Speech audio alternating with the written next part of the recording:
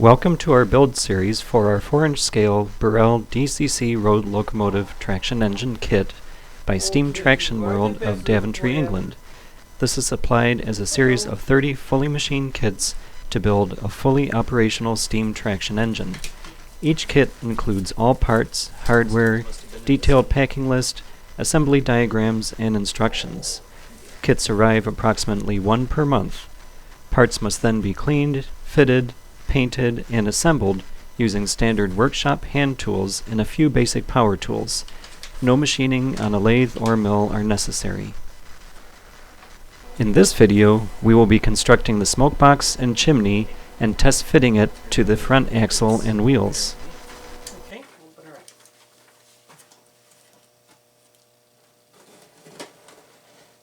So the stack,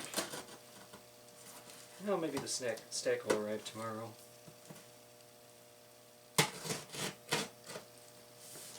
Here, you're on that side better.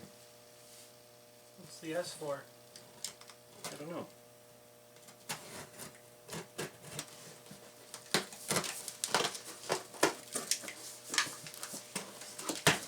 Oh, need it again. You know, the kitty's out of the way. I didn't want to cut towards the kitty. If you're just joining us, note that tasks common to each kit are highlighted in video 1. These tasks are not demonstrated in this video. We've got cardboard. We have cardboard. Empty cardboard. Sounds like my brother's shop.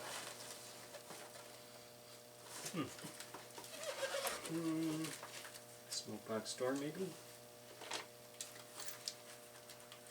Yep.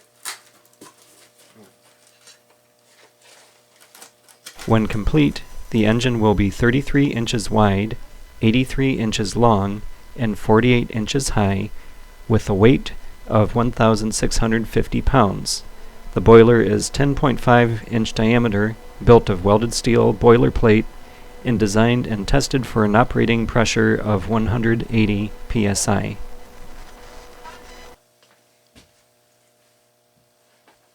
Okay. Here's our over here. Yeah, that's about as good as you get. Okay.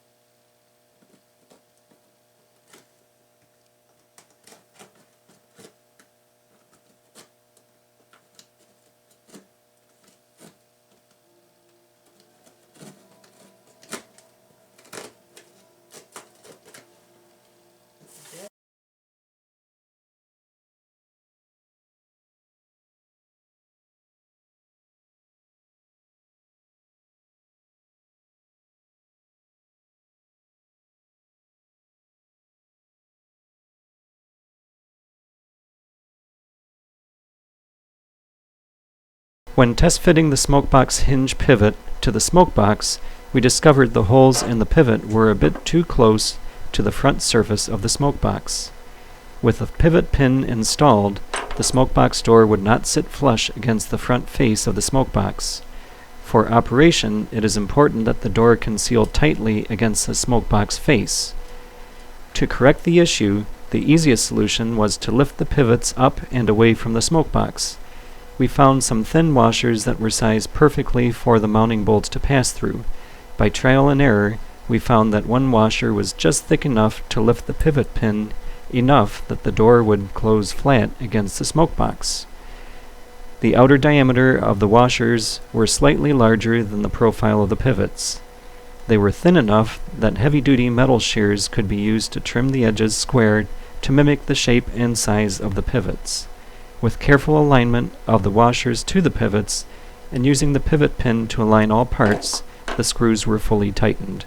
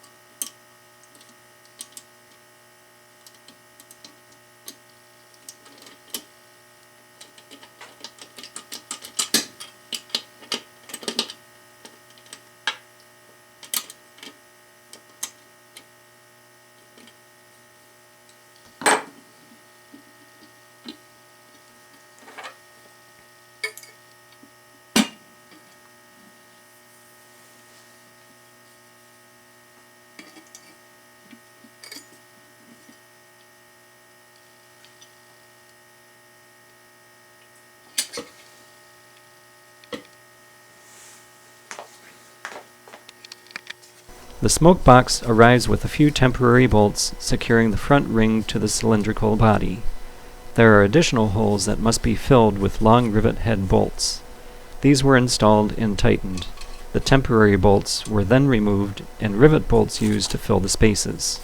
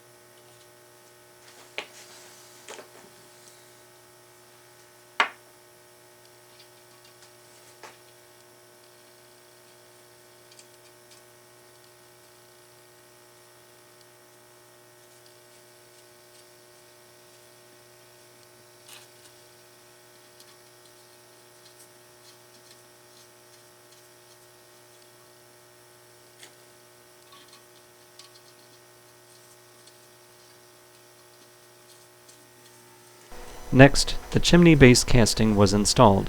Folic paste was supplied and used generously on the base of the casting before placing on the smoke box. The hole in the side of the casting must face the rear to eventually receive the exhaust pipe. It is important that plenty of paste is used to help seal the casting to the smoke box. Special copper rivet bolts are used to secure the casting. These must be carefully tapped into place and secured with tapered spacers and nuts on the inside.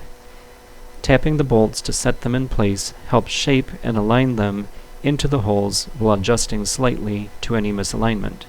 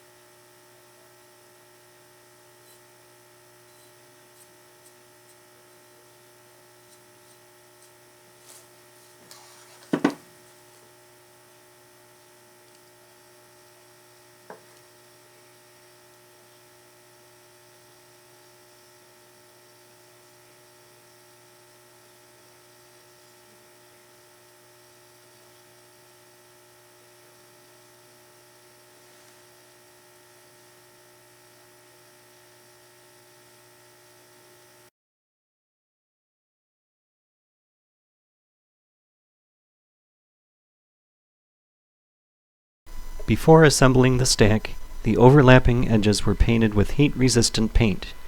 Once dry, small rivet bolts were used to draw the edges of the stack together.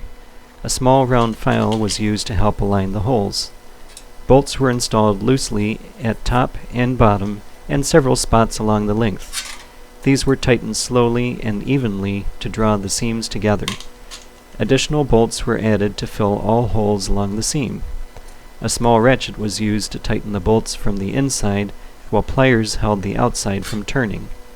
Once fully assembled, the bolts were ground even with the nuts on the inside, and sharp edges removed using a rotary tool with flexible shaft.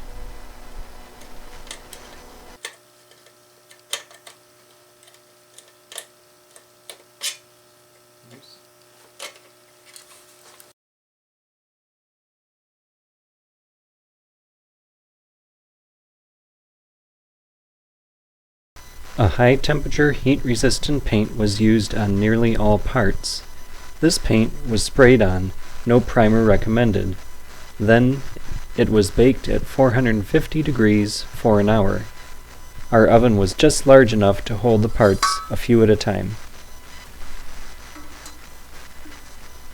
After the paint was fully cured in the oven, painter's tape was applied over the chimney in the area where the base of the chimney cap would rest. This was to protect the paint while the cap was moved into place. The cap was slid over the chimney very carefully to avoid scratching the paint. The chimney was not perfectly circular and needed to be persuaded into a round shape so the cap could be pressed all the way to the top of the chimney. Friction holds it in place. 4 bolts were then installed to secure the chimney to the base ring.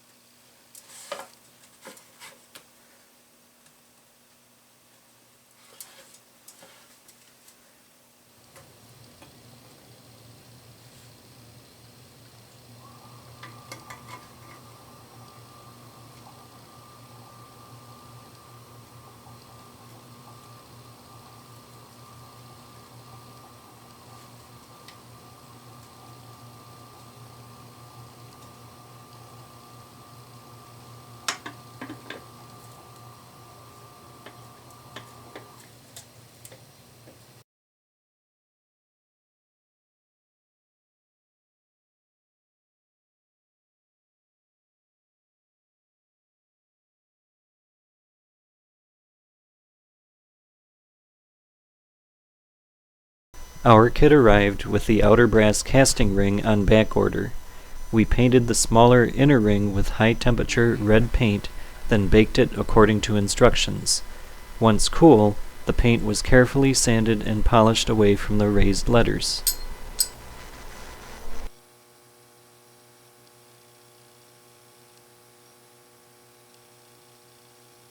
The ring was aligned with the center Smokebox door nameplate boss. Small screws passed through the boss into the ring to secure it. Once installed, I noted how much thread was exposed.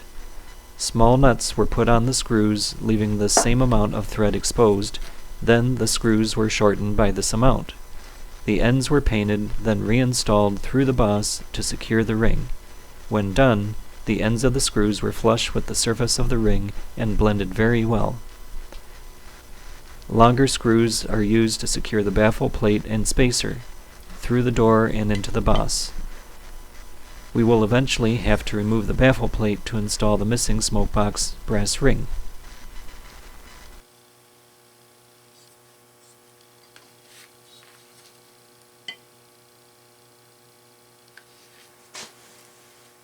This later, but for now.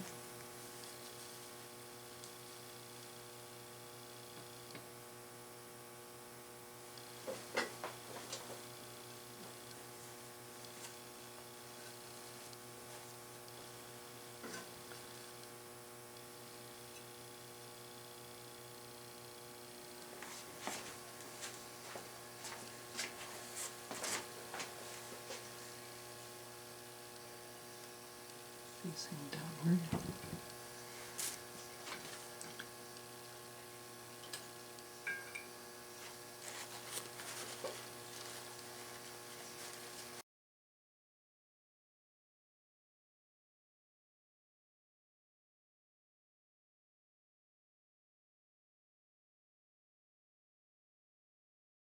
There are 2 dummy bolts to fit to the smokebox saddle at the extreme front end. The bolts can be installed with only the head visible, or the other direction so thread and nut are visible. We chose to have only the bolt head visible. Rather than just rely on JB weld pressed into the hole in the smokebox, we decided for a mechanical connection too. 2 spare nuts were ground with large flats on each side. The size was made slightly smaller than the size of the oval holes in the smokebox. Bolts were ground shorter so that when passed through the saddle casting and the nut tightened, there was no extra thread showing. Some high-temperature adhesive was used, and the nuts carefully aligned to match the orientation of the oval holes in the smokebox before being tightened. The saddle casting was then placed on the smokebox. The position was adjusted to ensure the chimney would be completely vertical once all bolts were tightened. In this case, the voice of a woman already dead. I regret to say that she could. And looking at it in that way, the whole pattern becomes logical.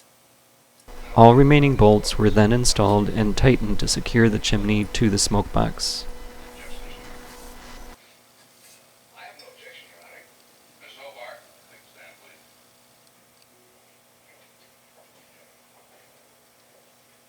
Let's go on the road, Miss Hobart. Yes, sir.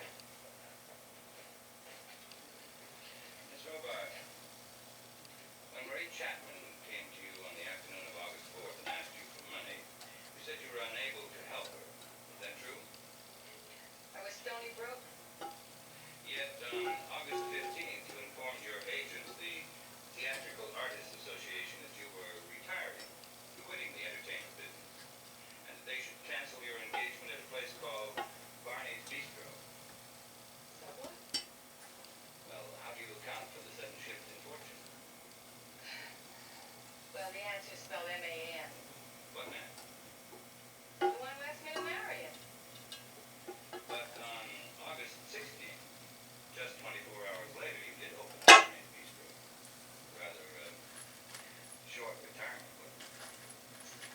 Well, the man unasked me. It happened, you know. To me, anyway. I see. Miss Hobart, I believe you told me that you've never been to the Chapman cabin. That's right.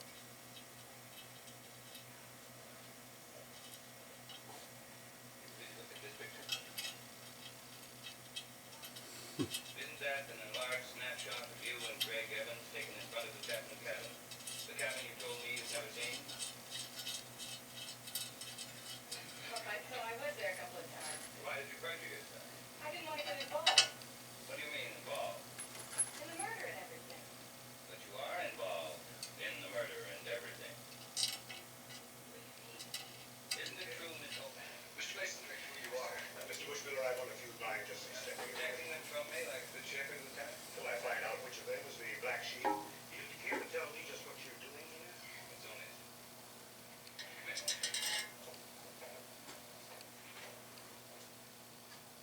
While you went in to see Lorna Thomas, George waited outside. Of course, came to your office and was to ask you to help Betty.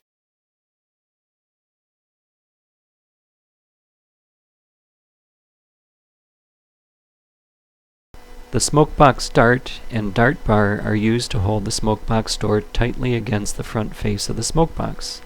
When test fitting these parts, we found that the bar was slightly too high and interfered with the dart passing over it and behind it to allow it to catch properly. Our solution was to use our hobby mill and mill a small amount away along the center of the dart bar. This allows the dart to move past the bar but does not substantially weaken the part. After modification, the door can now be easily secured tightly to the smokebox face as intended. Here you can see how the dart does not pass over the unmodified surface of the dart bar, preventing the smokebox door from closing and being secured.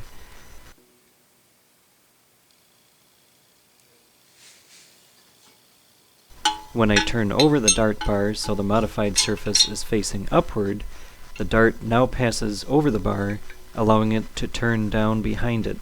The locking handle is then turned to draw the dart forward, pulling the smokebox door tightly against the front smokebox face.